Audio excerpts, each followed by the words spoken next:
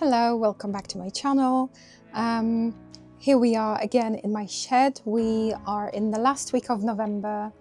It's been a while, but a lot has been going on in the household with illnesses and never stopping diseases that affected all of us at home. And that kind of took me away from being able and having the time to even come out to the garden much, to be honest, since the last half of October. I really haven't been out in the garden much and weren't able to, and I wasn't able to do much.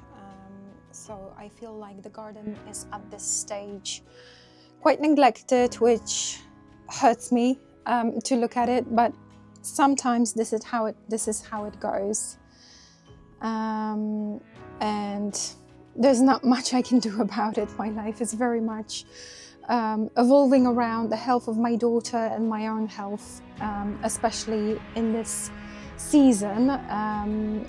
Autumn winter season is not very kind for us. So I have to work around it basically.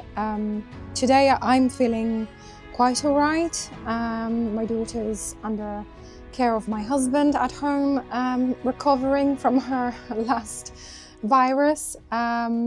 So I have maybe an hour or so to do some pottering around the garden. So I thought I would record an update and show you how the garden is looking at the end of November. The shed is a little bit messy at this point. As you can see behind me, all of the peppers are gone, obviously, as it is the end of November. But I had a really good crop of those peppers. I'm really chuffed with that. And I think I'm gonna do it again next year, because peppers were always kind of like,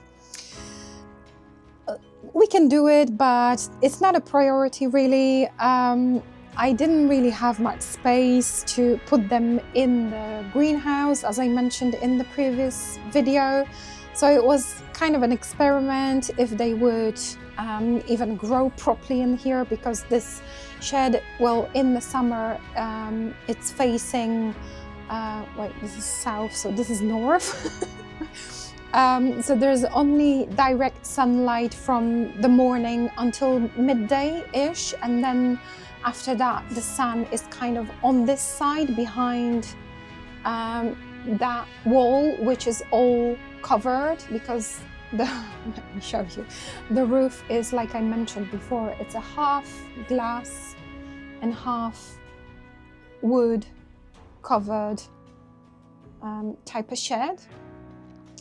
But yeah, the peppers did like it here and they grew really, really well. So I think I'm going to do it again next year.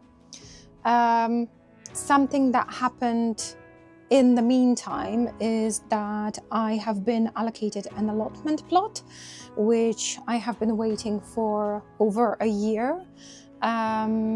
The information came through at the very end of October. So again, I wasn't really healthy enough to go there for a while, since I knew already that I have it. But I have been there since. I have been there a couple of times, and I have been there yesterday or the day before. I took my daughter for a walk in her wheelchair, and we had a quick look, and it was good to see it. We were caught in the rain on the way, but it was good to actually go there and see it in the rain, because it turns out that the path that is kind of leading through the whole plot, the allotment side, is getting slightly flooded. Maybe flooded is too big of a word, but there is a big puddle right next to my plot. So it's good to know before I plan how do I want to enter the plot, and what to locate where, basically, knowing that in the winter it's quite possible that the entry might be like flooded going into it. So that was good to see it. I do have a short clip of the plot, which I will show you. And basically, well, there isn't much to show because there's nothing in there, but I'm talking about it in that little video. So I will put that in there.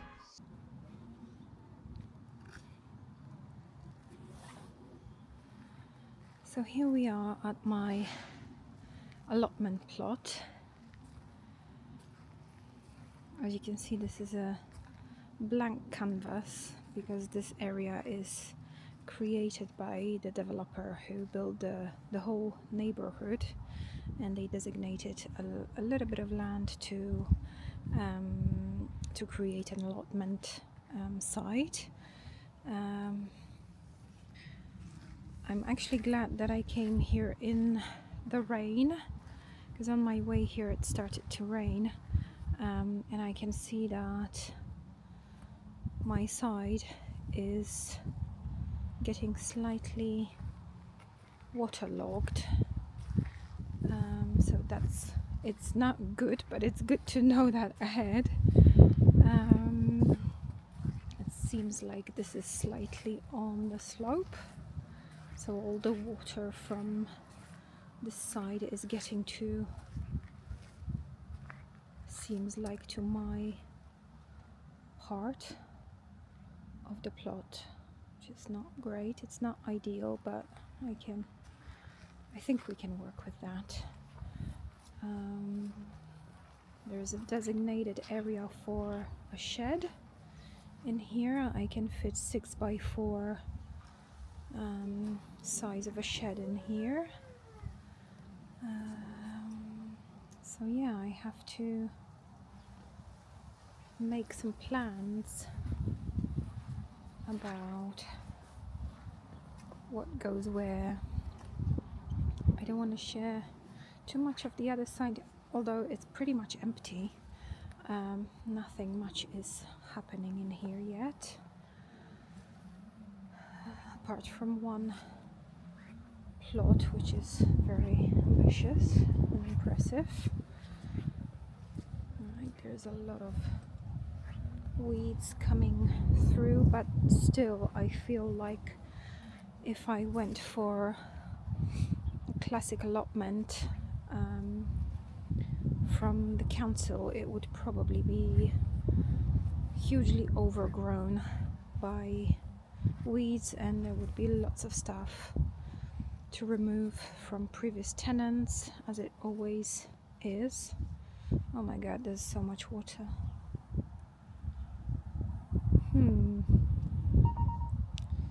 Interesting. Okay, maybe it's just because of the time of the year. Yeah, okay, so that's that. It's approximately 104 square meters, the whole plot. So it's not huge, but it's also not small. I think it's a good size for me to tackle. So yeah, this is the allotment. The garden is pretty much crying for help, really.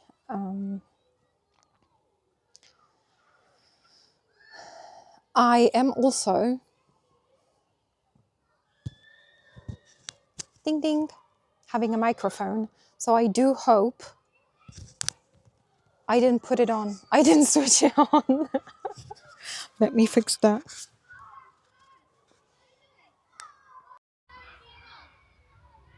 No, that's not it.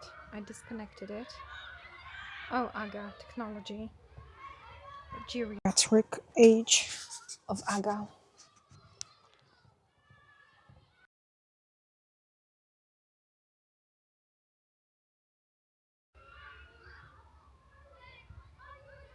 I don't know.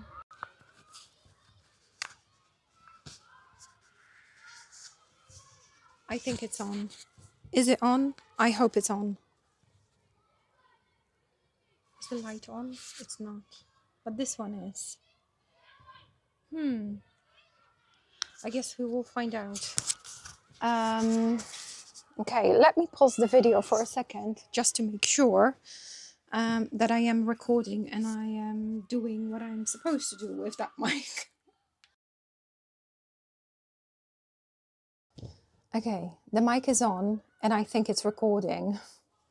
I hope so. Okay, let's go out and see the garden.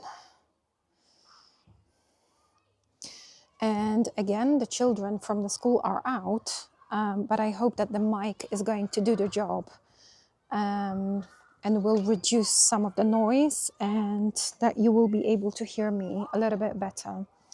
So not much to see here in this part, the kitchen garden.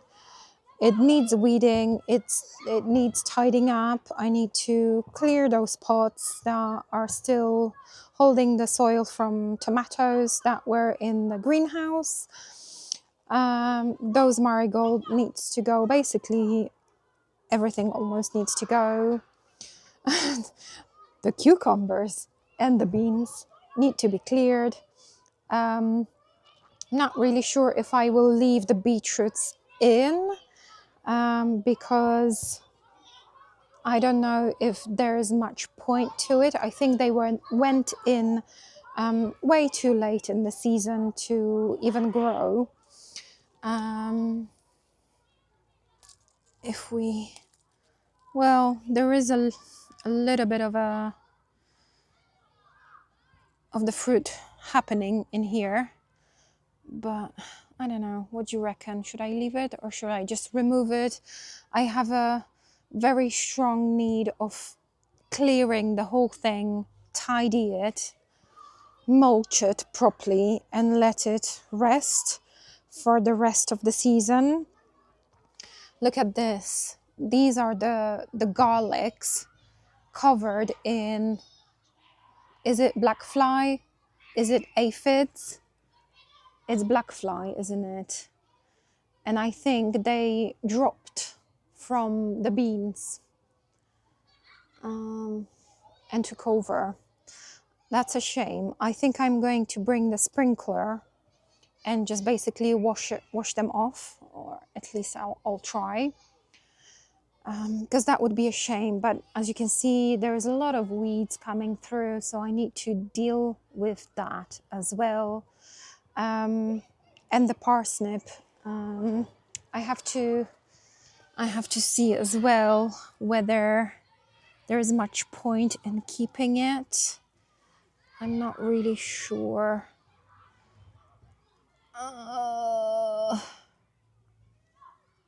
Yeah, I don't know. I might just toss it out.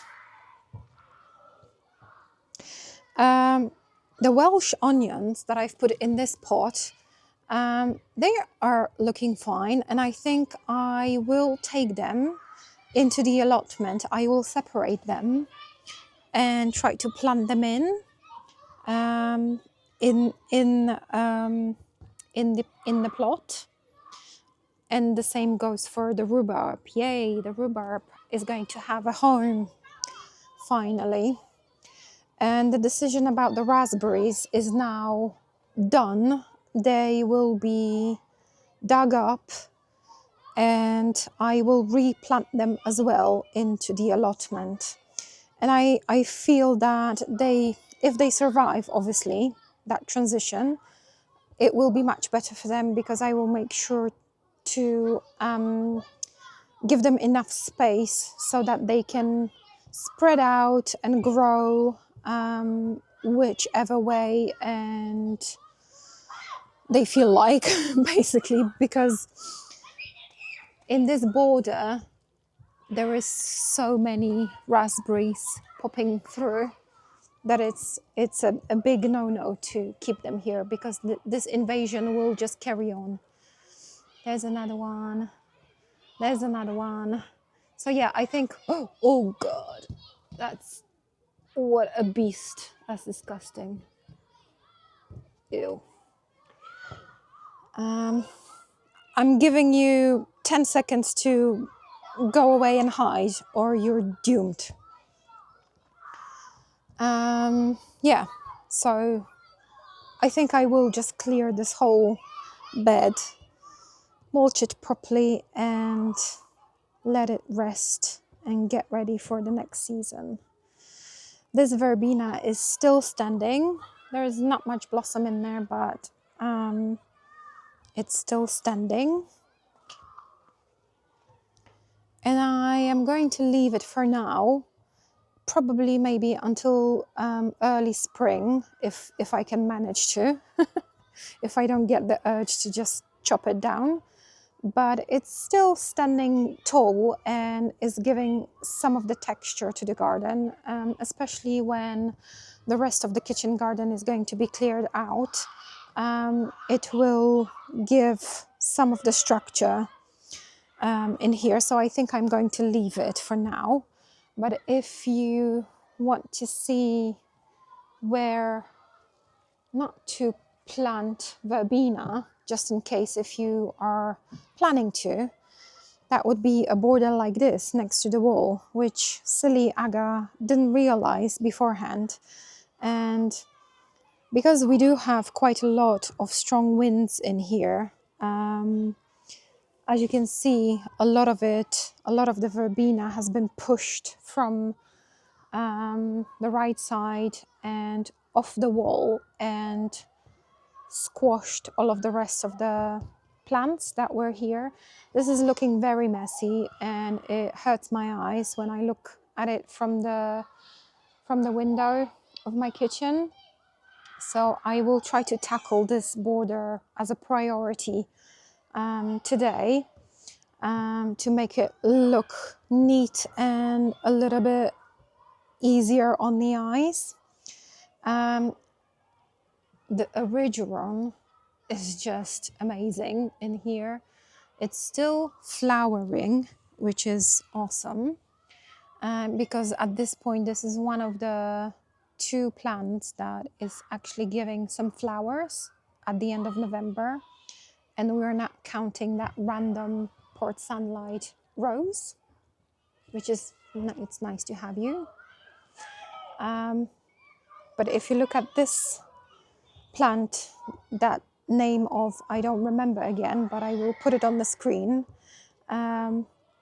We had several days of frost, we had snow, and this plant is still in blossom. It's still flowering.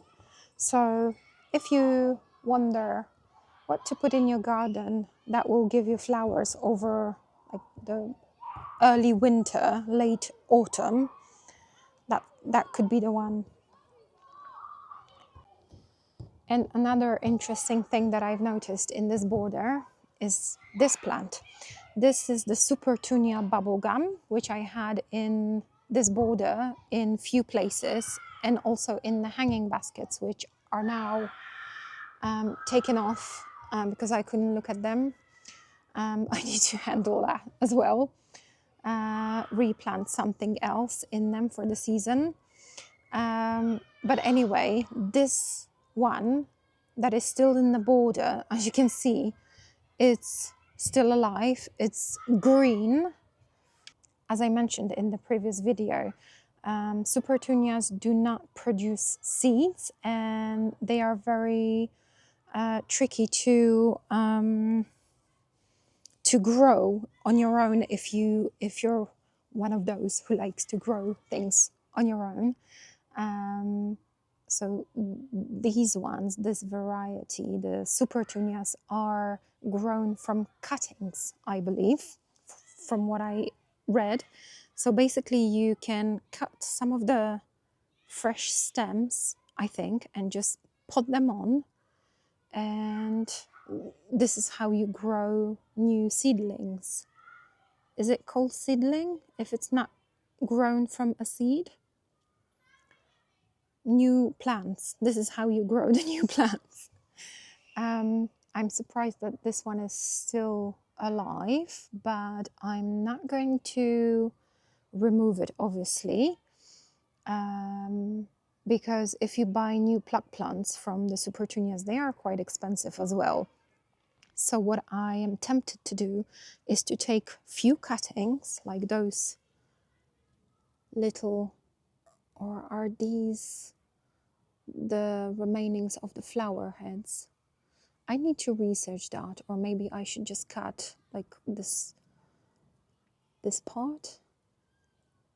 I need to look at some YouTube videos, but I'm tempted to do that and see if I will manage to grow some of the Supertunias for the next season from this plant.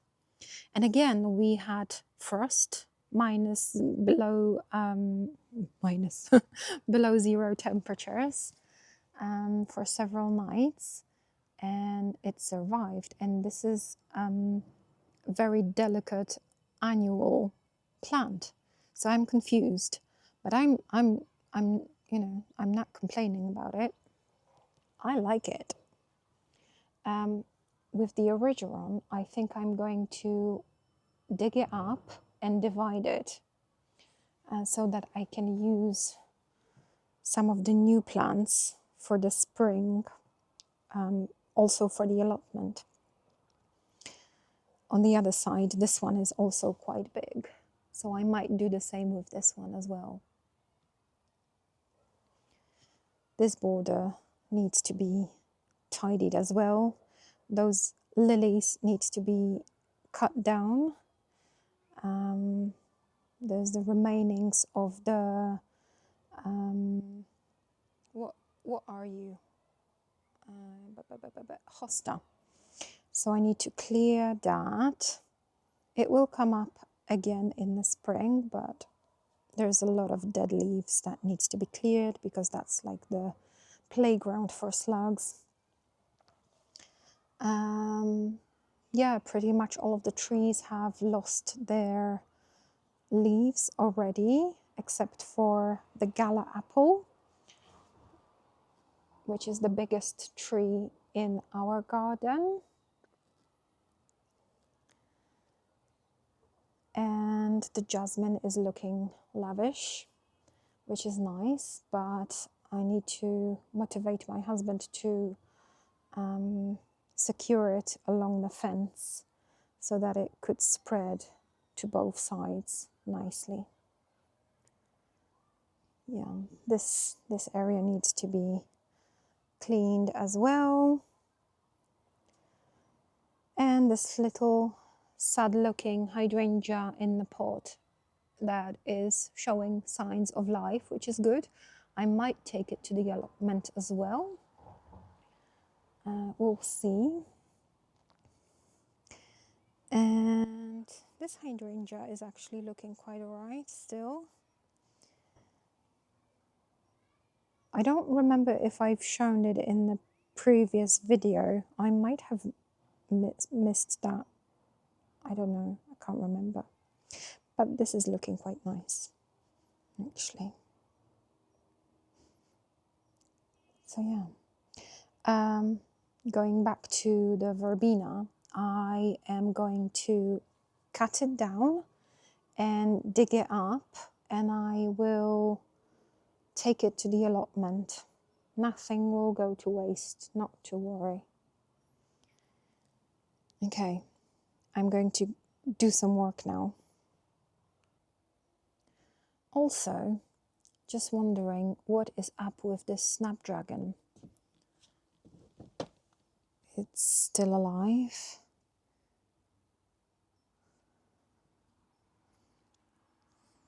I'm confused.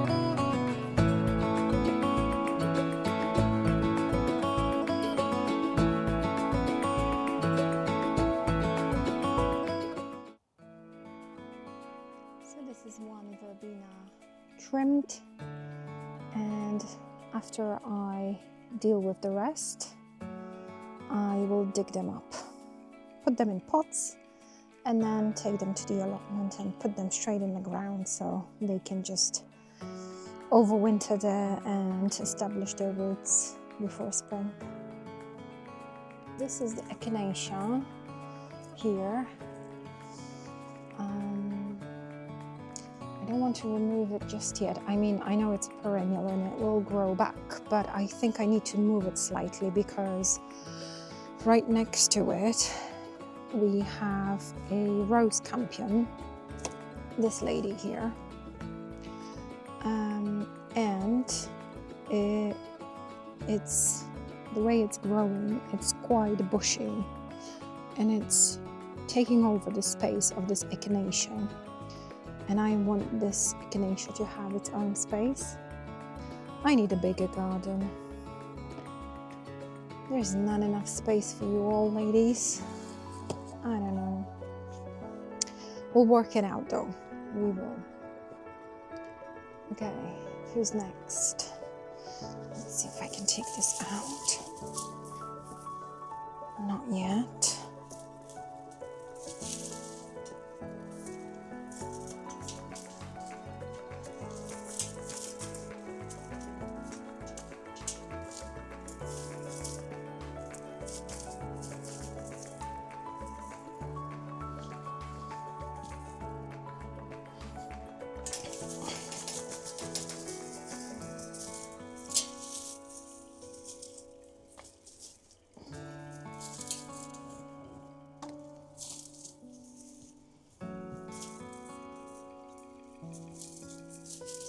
What's holding this? Let go. Thank you. Okay, this one also in here is another dahlia, which again I don't want to cut yet, or maybe there is a label so I don't get confused, because I might need to move it as well. I'm not sure yet.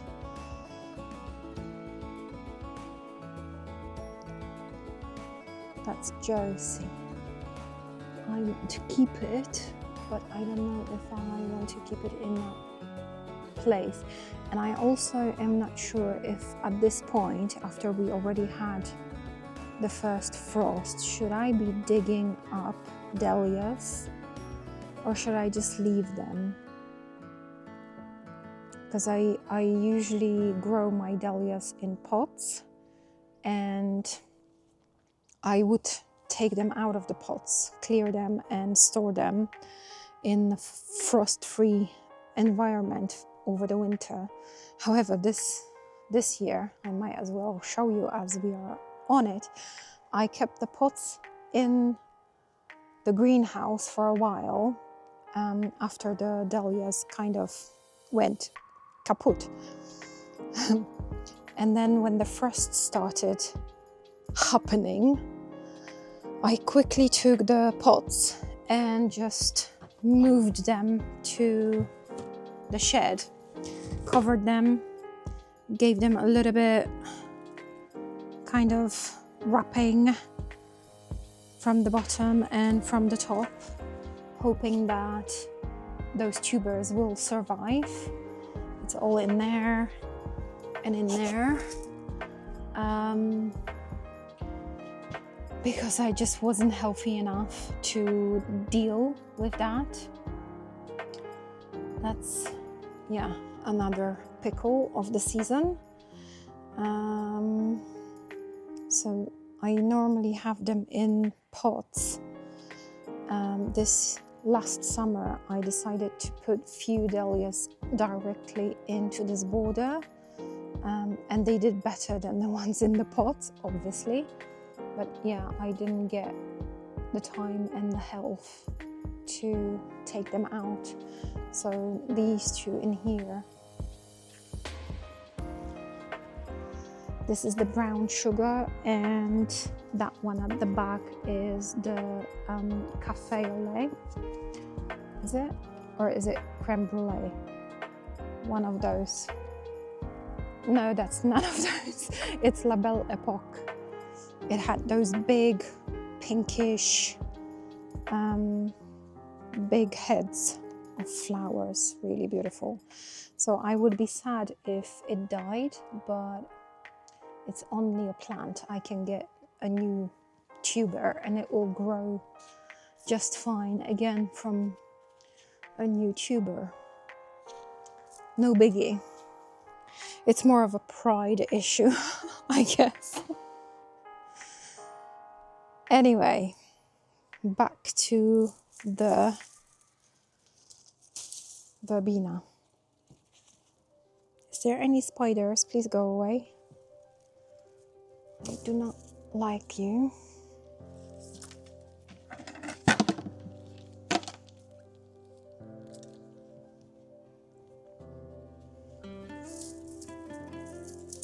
What is this? This is Dahlia, but I have to cut you down. I will know that this is you.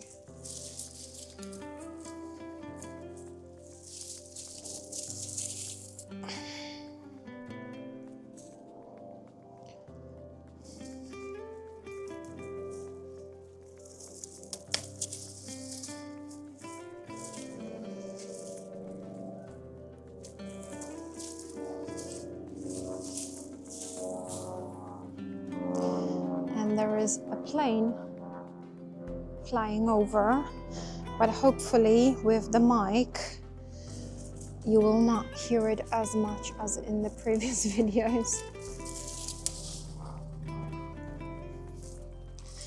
Unfortunately, in this location, that's one of the two things that I will not get away from, which is the children from the school and the planes. Because we have the Goodwood airfield very close. So there's a lot of planes flying all the time. Which doesn't bother me in the daily life, because you kind of get used to the sound and then you stop hearing it. Or you just don't acknowledge it that much. But on the video, that was a pickle.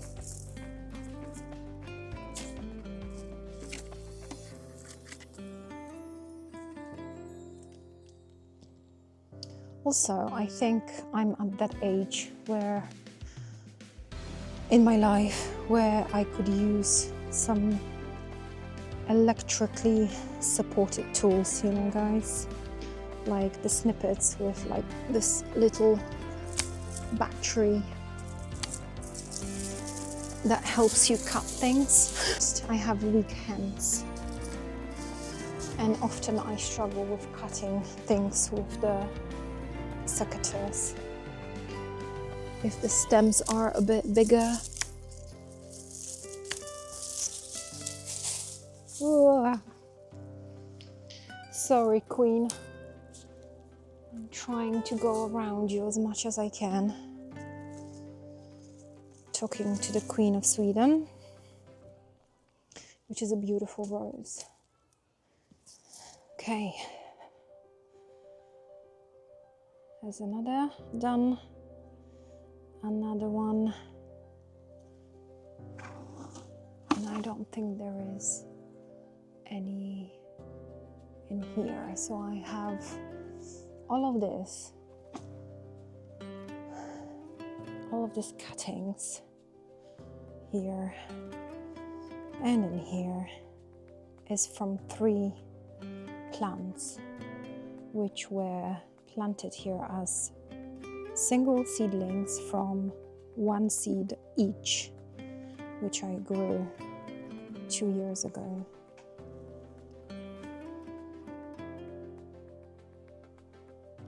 That's not bad.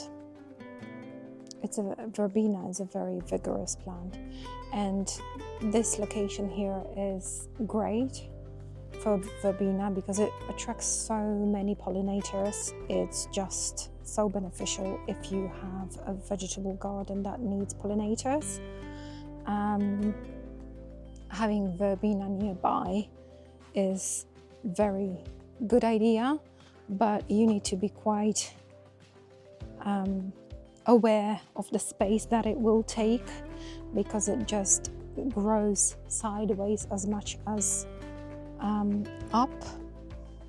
The branches just reach out to the sides, and it does need to have the space for that. Otherwise it will be just falling and collapsing and squashing other plants. And in here you can see that because there is this little blue fence, I have something to tie it up as well and secure it in place, but it doesn't squash the plants underneath, and that's really good.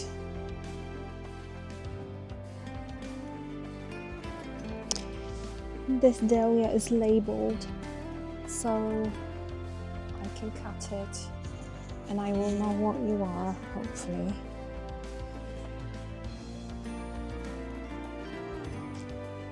Okay.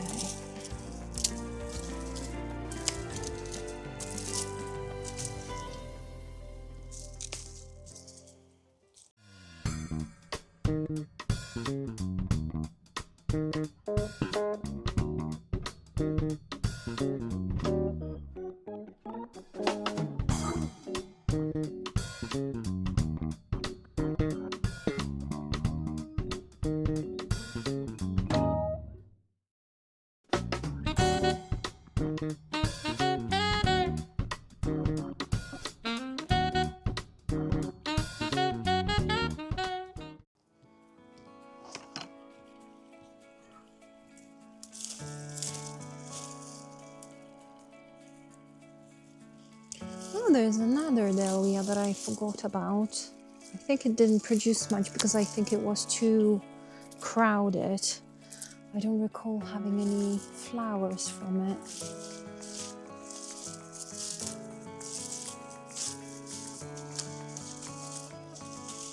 It's called Happy Single Kiss, which I remember it's supposed to look very nice, but yeah, I don't recall having any flowers.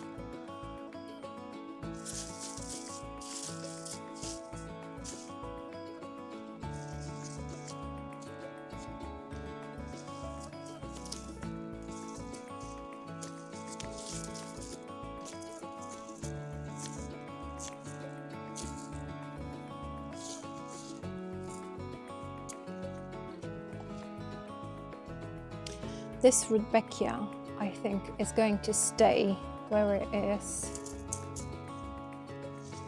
for next year.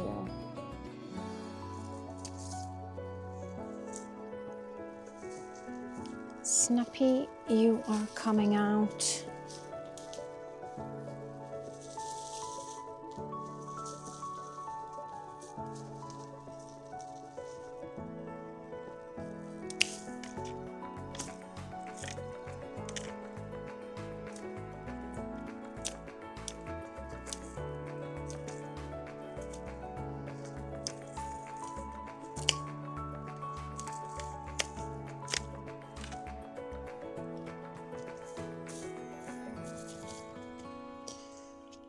Okay, digging up those verbenas is going to be a little bit of a mission, I think, because these two are directly behind roses, so that shall be interesting. I can see in here that I have one of the hellebores. This one didn't have much space either, because look, it's kind of right next to the big Dahlia, La Belle Epoque. But I do want to take this one out from here, because again, it was too cramped in here, I think. And because it was very beautiful, I want to put it at the beginning of the border, just to spread them out a little bit, kind of behind the erigeron in here.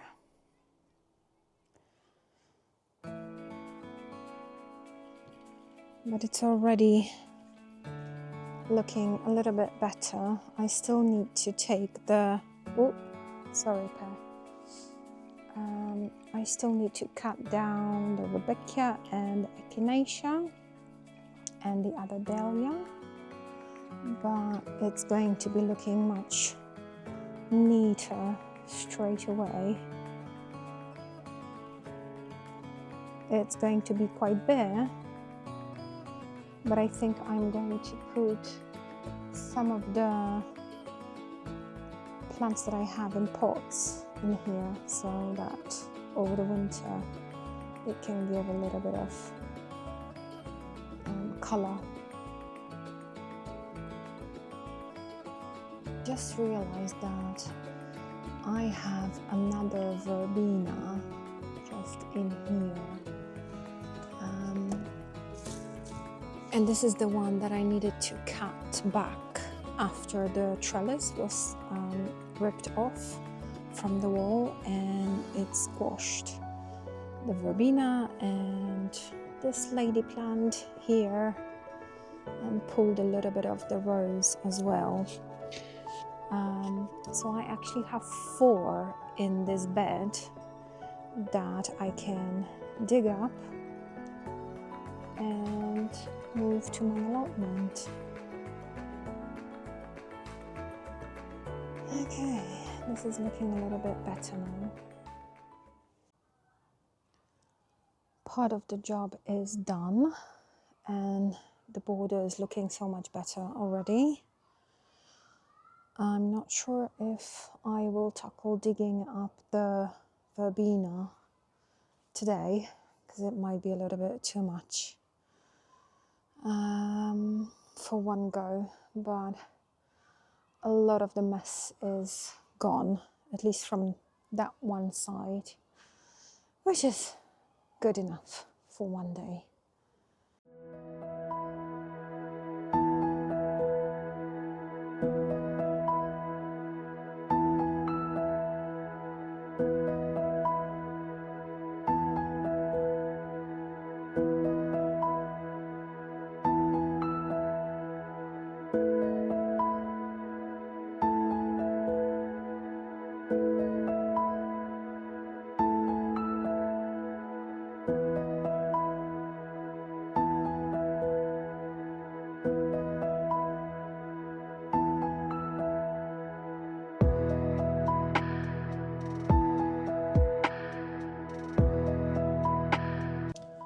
Oh, I forgot. I have another Verbena in the pot over here, which is going to go to the allotment as well. So I have 5 potentially established Verbena plants that I can move and plant to the allotment, which is nice. That's good.